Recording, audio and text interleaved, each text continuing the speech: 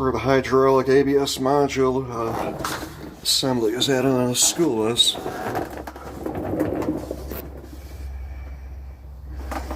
You gotta play around now. It's a project in itself. The brake lines are so long. A couple primary bleeders here. You start there.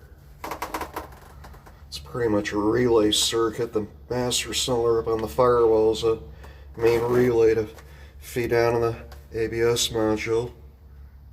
It's like a